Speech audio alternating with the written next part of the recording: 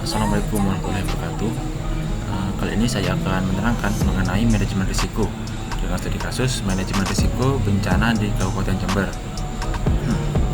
Pertama, perkenalkan, saya Ishak Priyoto, mahasiswa dari Perencanaan Wilayah dan Kota Universitas Jember dengan NIM 1919 1050 dan lokasi studi kasus sekaligus tempat saya merekam video ini adalah tertera sebagai berikut.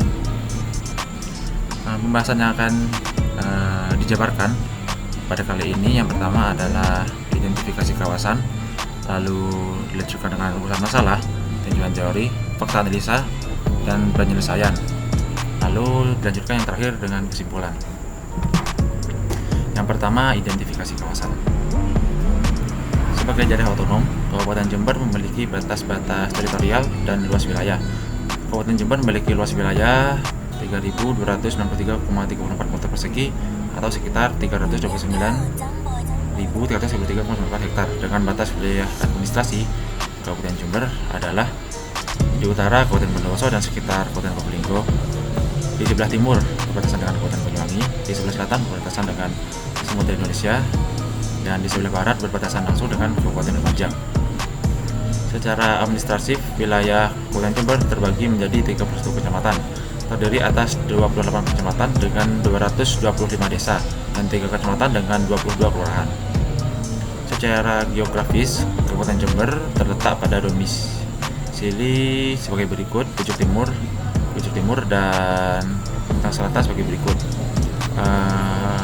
Berbentuk dataran ngarai yang subur pada bagian tengah dan selatan, dikelilingi pegunungan yang memanjang sepanjang batas utara dan timur, serta Samudra Indonesia sepanjang batas selatan dengan Pulau Nusa Barong yang merupakan satu-satunya pulau yang ada di wilayah Kabupaten Jember. Karakter topografis, sebagian Kabupaten Jember di wilayah bagian selatan merupakan dataran rendah yang relatif subur untuk pengembangan tanaman pangan, sedangkan di bagian utara merupakan daerah perbukitan dan bergunung-gunung yang relatif baik bagi pengembangan tanaman keras dan tanaman perkebunan. Wilayah Kabupaten Jember berada pada ketinggian antara 0 hingga 3.300 mdpl. Daerah yang memiliki kawasan terluas adalah daerah dengan ketinggian antara 100 hingga 500 mdpl, yaitu mencakup 37,68% dari keseluruhan luas wilayah Jember. Yang tersempit adalah daerah dengan ketinggian 2000 mdpl, yaitu mencakup 0,95% wilayah kelurahan Kabupaten Jember. Dengan demikian dapat diketahui bahwa wilayah Kabupaten Jember memiliki ketinggian yang bervariasi. Namun demikian dapat dikatakan bahwa sebagian besar wilayah Kabupaten Jember berada pada area dataran rendah. Untuk morfologinya, wilayah Kabupaten Jember didominasi oleh kawasan perbukitan. Daerah dengan kemiringan antara 8 hingga 15 derajat dimanfaatkan sebagai kawasan permukiman. Daerah dengan kemiringan di atas 30 derajat merupakan daerah perbukitan yang terletak di sebagian utara dan timur cocok untuk kawasan lindung. Daerah yang sebelah selatan hingga barat merupakan daerah landai dan dekat dengan laut yang berpotensi untuk pengembangan kegiatan perikanan, pertanian, dan perkebunan. Selanjutnya, rumusan masalah. Secara geografis, wilayah Indonesia terletak di dalam jalur lingkaran bencana gempa atau Ring of Fire, di mana jalur sepanjang 1.200 km dari Sabang sampai Papua merupakan batas-batas 3 lempengan besar dunia, yaitu lempengan Indo-Australia, Eurasia, dan Pasifik, akan potensi memicu berbagai kejadian bencana alam besar. Indonesia juga berada pada 3 sistem pegunungan, yakni Alpin Sunda, Sirkum Pasifik, dan Sirkum Australia. Indonesia memiliki lebih dari 500 gunung berapi, yang diantaranya 128 statusnya masih aktif dan merupakan negara kepulauan karena 2/3 dari luas Indonesia adalah laut. Memiliki hampir 5.000 sungai besar dan kecil, dan 30% diantaranya melintasi wilayah padat penduduk. Dengan kondisi geografis seperti itu, berbagai daerah di Indonesia tak terkecuali dengan Kabupaten Jember yang sudah dijelaskan bagaimana kondisi fisik di sana sebelumnya, memiliki potensi rawan bencana alam yang terbilang cukup tinggi. Bencana geologi yang terdapat di wilayah Kabupaten Jember adalah gerakan tanah, banjir bandang, erosi, gempa bumi, dan tsunami. Kondisi geologi yang berpengaruh adalah akibat kondisi tanah yang lolos air dan di atas batuan kedap air dengan kelerengan sedang hingga curam. Maka dari itu diperlukan manajemen risiko bencana atau disaster risk management untuk penanganan bantuan terhadap bencana secara lebih baik dan sistematis. Selanjutnya, tinjauan teori. Menurut Syarif dan Kondati pada tahun 2006 mengutip Carter pada tahun 2001, manajemen risiko bencana adalah pengolahan bencana sebagai suatu ilmu pengetahuan terapan atau aplikatif yang mencari dengan melakukan observasi secara sistematis dan analisa bencana untuk meningkatkan tindakan-tindakan atau measures terkait pencegahan atau preventif, pengurangan atau mitigasi, persiapan, respon darurat, dan pemulihan. Manajemen dalam bantuan bencana merupakan hal-hal yang penting bagi manajemen puncak yang meliputi perencanaan atau planning, pengorganisasian atau organizing, pemimpinan atau directing, pengorganisasian atau coordinating, dan pengendalian atau controlling.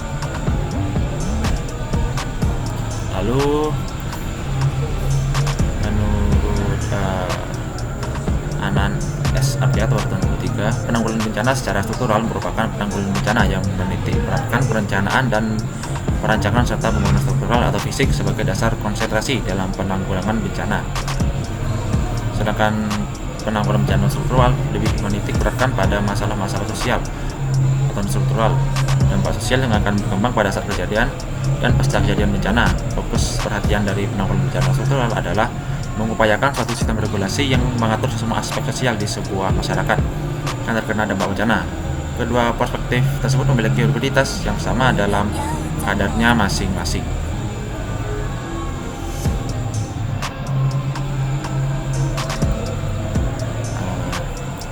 Salah satu perspektif disiplin ilmu yang dinilai penting dalam penanggulangan bencana alam secara non-struktural adalah penataan tata ruang wilayah. Penentuan struktur tata ruang yang sesuai dengan wilayah-wilayah yang memiliki potensi bencana ternyata mampu meminimalisasi korban jiwa maupun dampak kerusakan yang ditimbulkan dari sebuah bencana. Selanjutnya, fakta analisa dan penyelesaian. Kondisi penggunaan lahan yang akan dibahas di sini meliputi kondisi lahan pertanian, perkebunan, kawasan produksi, industri, dan pemukiman. Kondisi lahan pertanian dan perkebunan di Kabupaten Jember sangat subur. Oleh karena itu, mayoritas penggunaan lahan di wilayah Kabupaten Jember didominasi oleh lahan pertanian dan perkebunan. Kondisi ini sangat sesuai mengingat mata pencaharian utama penduduk Kabupaten Jember adalah sebagai petani, yaitu lebih dari 500 jiwa. Adapun persebaran lahan pertanian dan perkebunan ini hampir merata di seluruh wilayah Kabupaten Jember. Sebagian besar lahan ini terdapat di wilayah kota berordo 2, 4, dan 5. Meski begitu, pada wilayah tersisi, yaitu batas antara kota berordo 2 dan 3, juga mayoritas masih berupa lahan pertanian dan perkebunan.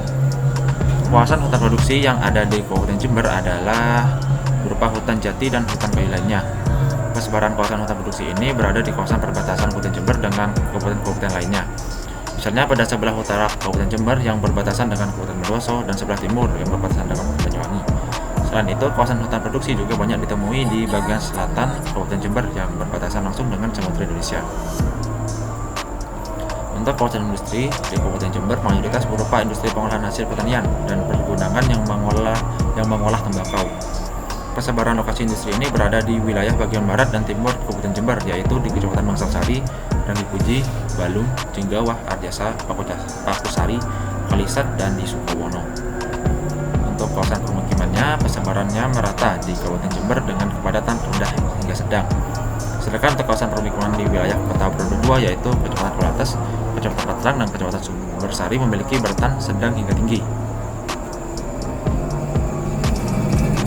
Nah, dan bisa lihat ada di sebelah kanan itu peta tata guna lahan di Kabupaten Jember. Selanjutnya kawasan rawan bencana di Kabupaten Jember. Kita bisa dilihat yaitu di sebelah kanan ada peta kawasan rawan bencana yang ada di Kabupaten Jember. Kawasan rawan bencana di Kabupaten Jember berupa tanah longsor dan terdapat di berbagai kecamatan. Adapun termasuk dalam wilayah peka bencana di wilayah Kabupaten Jember yaitu daerah-daerah memiliki tingkat erupsi tinggi, kawasan pantai, dan tanah-tanah gundul di kawasan hutan lindung. Selanjutnya ada kedua data peta tata guna lahan dan kawasan rawan bencana itu di overlay untuk dianalisis. Berdasarkan hasil analisis overlay atau tumpang tindih antara peta pengguna lahan dan peta kawasan rawan bencana, maka didapatkan gambar seperti di sebelah kanan itu. Dari peta tersebut dapat diketahui bahwa ada beberapa penggunaan lahan yang masih berada di daerah kawasan rawan bencana, yakni di Istanbul berada di kawasan rawan bencana longsor dan banjir dengan pemulihannya hutan sumber baru berupa hutan, tegalan, kantor kecamatan, jaringan jalan. Di Sumber Jambe berada di kawasan rawan bencana banjir dan longsor, yakni guna lahannya berupa hutan dan perkebunan. Di Mayang sama berupa perkebunan, di Wonosari sama juga berupa sawah dan perkebunan. Di Tempurjo berupa sawah, permukiman dan tegalan. Di Silo berupa permukiman, perkebunan dan hutan. Lalu yang berada di kawasan rawan tsunami yakni adalah Desa Kencong dengan lahan sawah, Kumas dengan lahan permukiman dan tegalan, dan di Puger dengan lahan hutan dan sawah. Berdasarkan tabel tersebut terdapat beberapa penggunaan terutama permukiman yang rawan terkena bencana alam karena berada pada kawasan rawan bencana alam. Permukiman merupakan lahan yang sangat penting untuk dipindahkan karena merupakan tempat tinggal bagi manusia.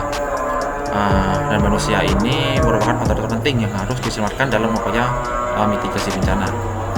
Peristiwa alam ini tidak masuk dalam kategori bencana alam apabila tidak menelan korban manusia. Karena itu bencana alam bergantung pada dua faktor yang harus ada, peristiwa alam dan penduduk. Tingginya tingkat risiko bencana dengan suatu kawasan secara sederhana dapat ditentukan dari sejumlah penduduk dan peristiwa alam. Semakin banyak penduduk yang mendiami di suatu wilayah, maka dapat dikatakan wilayah tersebut memiliki tingkat risiko yang cukup tinggi terjadi bencana.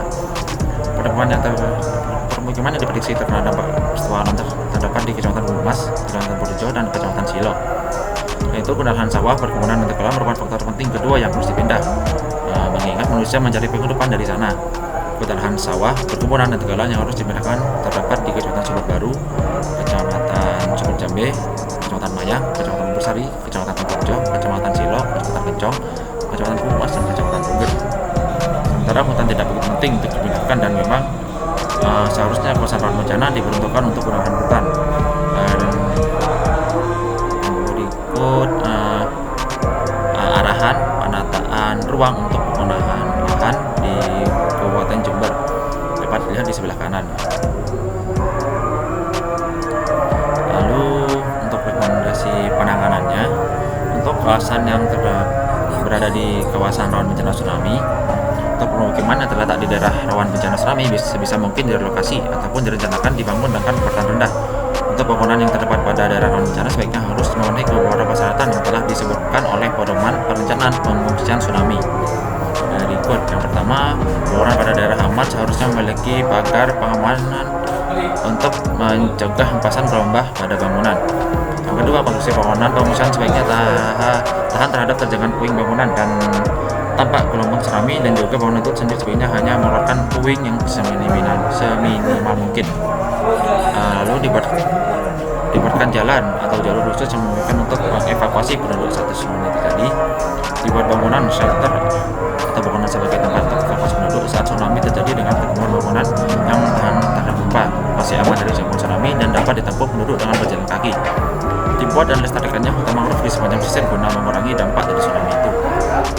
Lalu rekomendasi untuk kawasan rawan bencana gempa bumi adalah yang pertama, untuk permukiman yang terletak di daerah rawan bencana gempa bumi sebisa mungkin direlokasi ataupun direncanakan dibangun dengan kekuatan rendah. Kawasan rawan gempa bumi diusahakan dimanfaatkan untuk penelahan dan permukaan seperti hutan, sawah, perkebunan, dan tegalan. Konstruksi bangunan dibuat yang tahan terhadap gempa.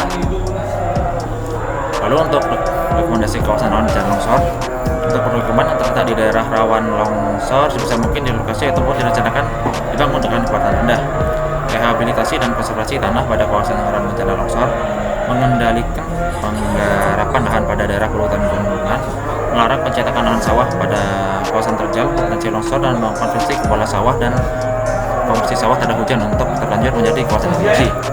Pada lahan dengan cadangan lebih dari 20% tidak diperkenankan membangun permukiman maupun bangunan lahan intensif. Pembatasan penggunaan lahan hutan menjadi permukiman maupun untuk lahan lainnya karena akan mengurangi daya daya resap air dan daya ikat awan terhadap tanah yang menyebabkan rawan longsor. Lalu kesimpulannya dari pembahasan tadi ini, Kabupaten Jember merupakan daerah yang rawan bencana. Ada beberapa bencana yang telah terjadi di Kabupaten Jember, dan antaranya yakni banjir, longsor, gempa bumi, dan tsunami. Terdapat beberapa kawasan di Kabupaten Jember yang rawan terkena bencana alam. Penggunaan lahan di Kabupaten Jember masih belum sepenuhnya sesuai dengan Undang-Undang Penataan Ruang Nomor 6 Tahun 2007 yang mengatakan bahwa penataan ruang diselenggarakan dengan memperhatikan kawasan rawan bencana. Perlu dilaksanakannya arahan penggunaan lahan di Kabupaten Jember supaya dampak dari adanya bencana alam dapat diminimalisir. Sekian presentasi dari saya. Semoga bermanfaat. Kurang lebihnya mohon maaf. Wassalamualaikum warahmatullahi wabarakatuh.